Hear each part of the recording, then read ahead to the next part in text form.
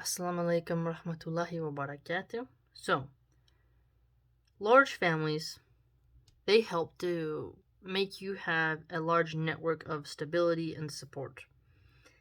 And this is preferable than having a gang community.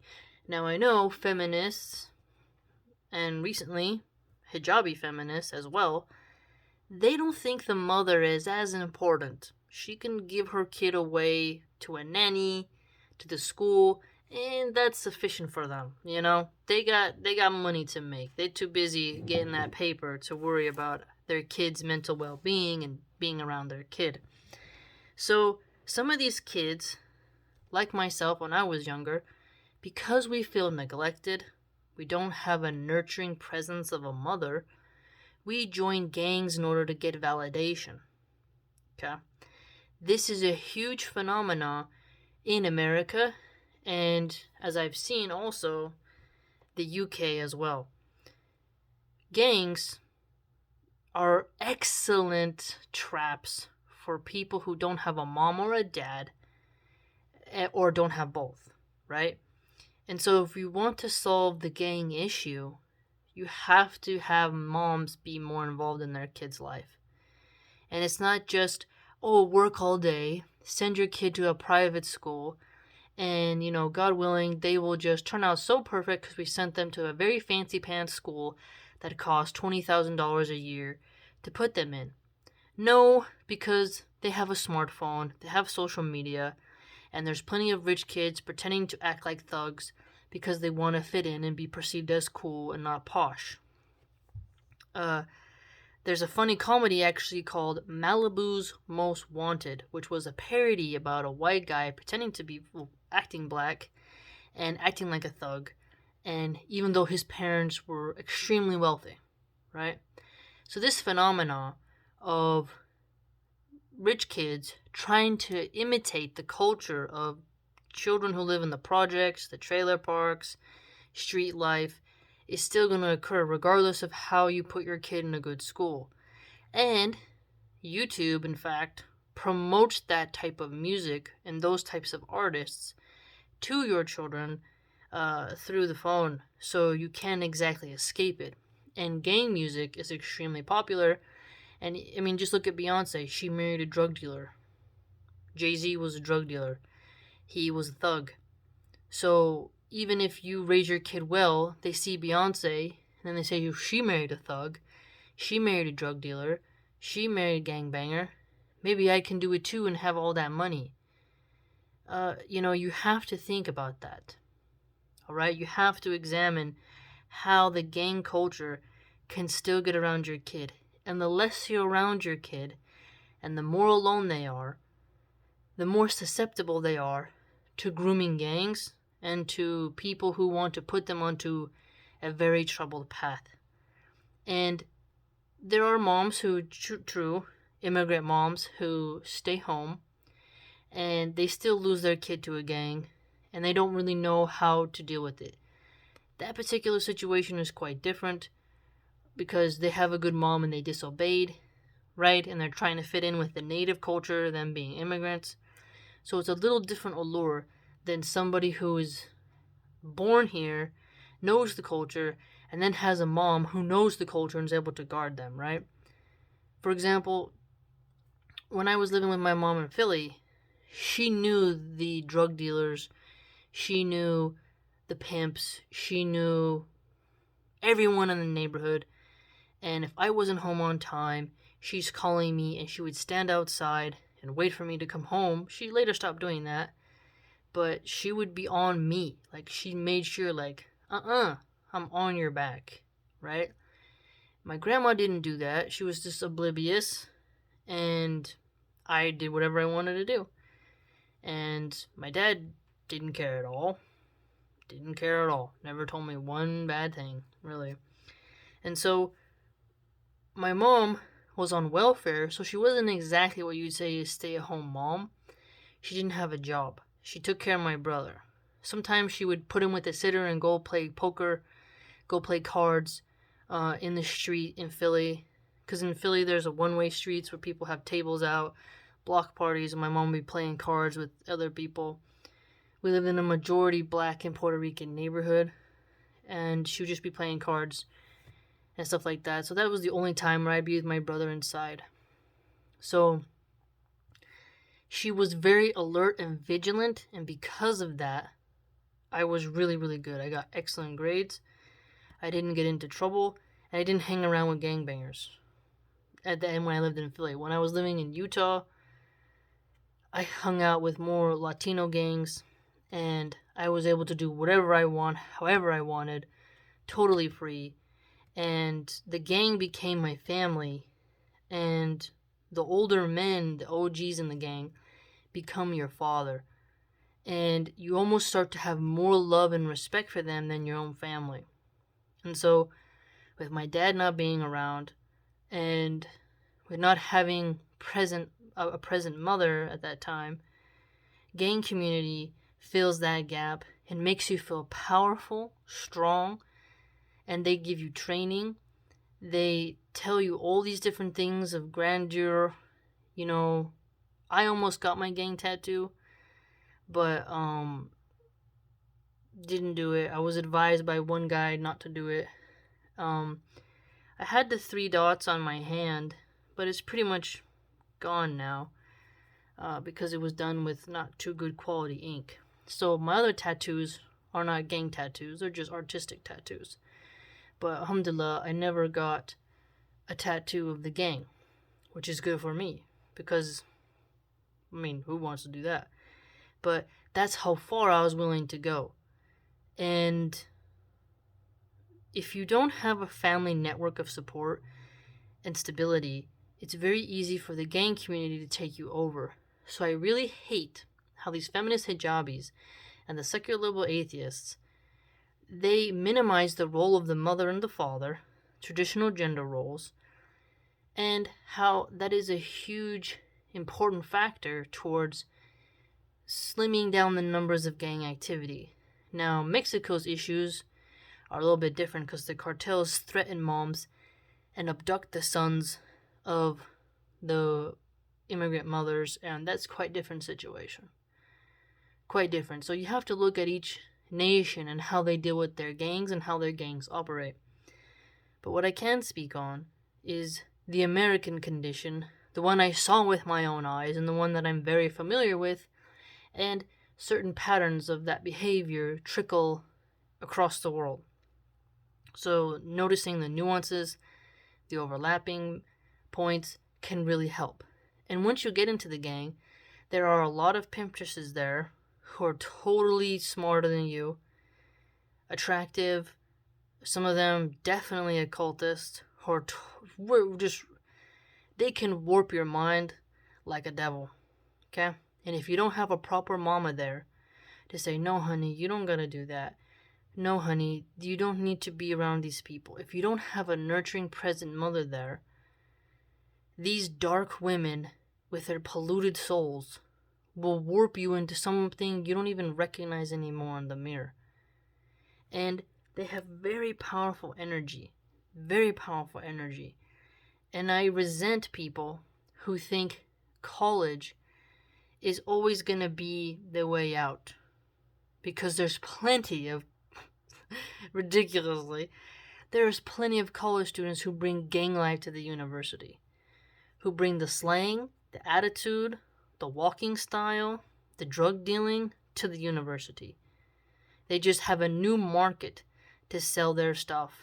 And they still do illicit things. And some would argue they just teach them how to be better criminals. Criminals that don't sag their pants, but rather wear a suit. There are plenty of corrupt people who graduate from college and go into positions of government that commit crimes against humanity. So thinking that college automatically turns you into an angelic being is absurd. Okay? There's plenty of people who have graduated college and gone on to be terrible people. And there's plenty of people who barely passed their classes, have a bunch of debt, and just partied and humped everything in sight, and went to orgies, and went to sorority parties, and shoved things up their butts, and did really strange rituals that are just so common in America. That is just, it's just like a joke at this point, right? So don't think that just because you went to college you're better than those women, and that just having a mom who went to college means your kid won't end up in the gang community. This is the delicate balance each mom has to decide, and the conversations that must be had. Is that your goal as a mom is to make sure your kid stays out of the traps of society. And the liberals promote in college pornography. I've shared things with you where they have literal classes on pornography. Okay? They have really strange sex education curriculum. I had to take a class on sex ed. It's pretty strange stuff. Pretty strange stuff. So pretending like college is this elite place as it was 70 years ago, right? You know, they're teaching different things now for an even more outrageous price. Okay? Again, if someone goes to school to be a mechanic, I bet you they learn a lot. But there are tons of people that know how to fix cars because they were self-taught. Now, with cars becoming more electric, that's going to be a little bit more difficult. But I think all of us know people who have been really good at something and they didn't get the exact high-level degree of certification for it. Rather, they're just good at it. Right?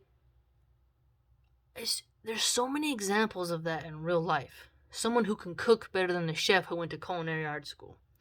Now, yes, there's going to be doctors who obviously have been there for a while.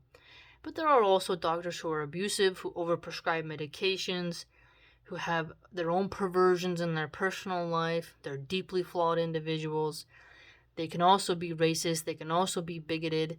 They can also treat you different based on your health insurance, knowing how much money they can get out of you.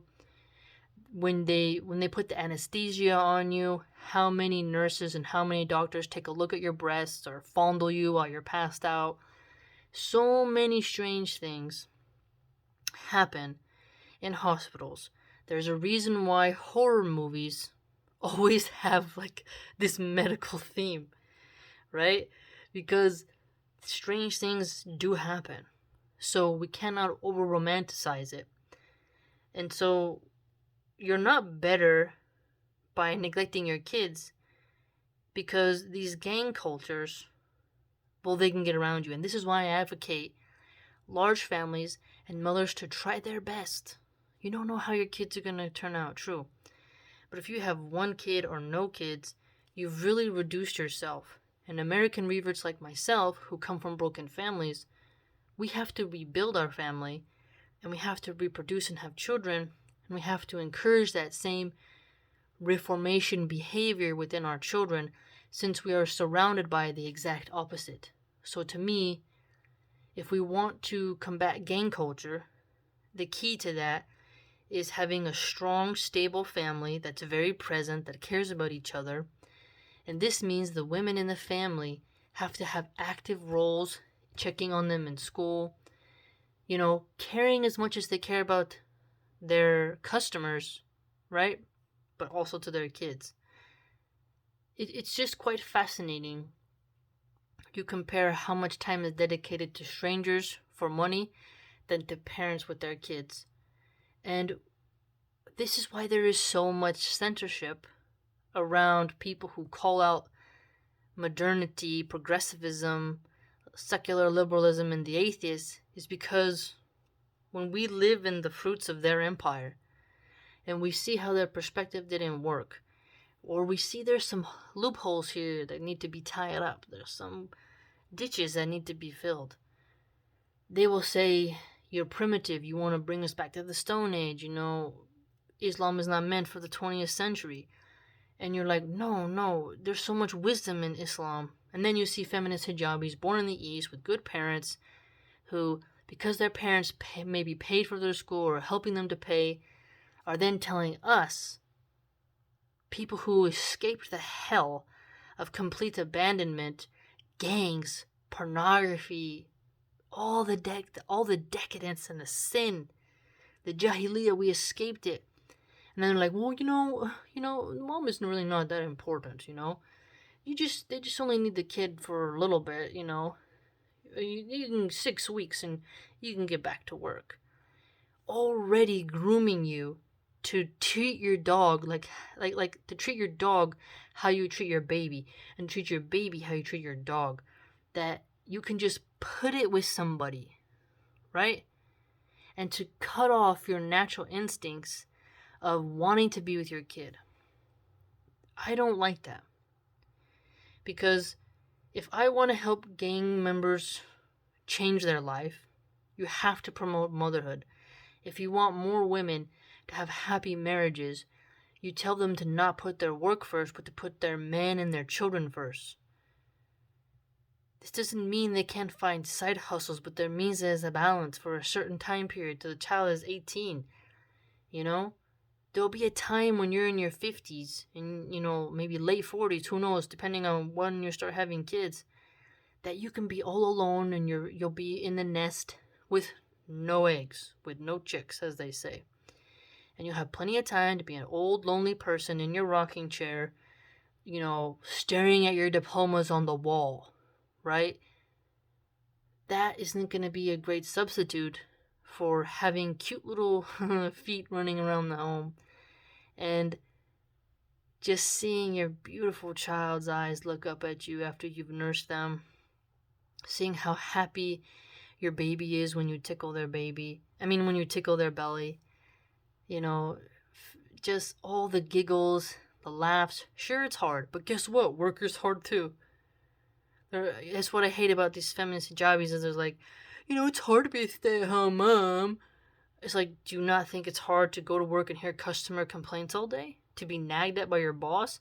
To have cat fights and play workplace politics? As if every day of work is like The Office on Netflix? No, it's pretty sucky. But you can cut out a lot of the stress in your life if you have a good man who's willing to do his job and to do his duty as a provider. It's just a shame, man. Because as I'm trying to help more people leave the gang life, as I'm trying to defend stay-at-home moms and really realize that academia, that college, it's on its last legs, and that knowledge is found across the earth and so many nooks and crannies of this realm. It's not just behind a paywall at a university in a classroom where the teacher proselytizes himself all day. Oh, I'm so great, I'm so great. Obey me. Just shut up and memorize facts and vomit the facts back on the paper. Worse is when you have like Scantron multiple choice questions. You're like, what is this, man? Are you really getting your money's worth? Or are you paying for the building? It's just amazing. Just amazing. Again, though, having a nice family, rebuilding families is important. And the way in which you combat feminism, occultism, gang culture is by having mothers take upon their sacred duty once again.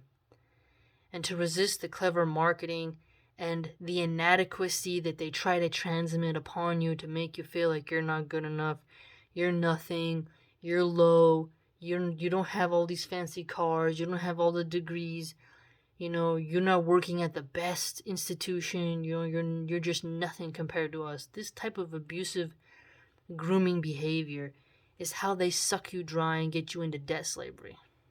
So I would tell the moms out there that there are so many ways to perfect your mind, to grow as an individual, to become better every day, alhamdulillah. But that you don't have to neglect your child in the way of doing it. There's so many unique paths now, more than I'd say that ever existed in the past. You have a smartphone in your hand, you have the Wi-Fi, subhanallah, you have free libraries with computers. The world is your oyster at this point. And if any fool tells you that the only way to get an education is through debt, well, you better think twice. You better think twice. So have children. Be pious, steadfast, take care of your family first. Really think about what you're being sold. Think about what are they selling to you? What is going to be the outcomes, whichever path you choose. Think about it. And remember, with all struggling, we earn rewards, especially if we have gracious patience. And that even if you go to an elite college and get an elite job, doesn't mean your life's going to be perfect. Doesn't mean you're not going to struggle with things. It doesn't mean your kids are going to love you. Doesn't mean any of that. It just means you got those things. So think about what I said. And really focus on making your family as best as it can be. And know there'll be tough days. But don't feel like you're less than because you put your kids first.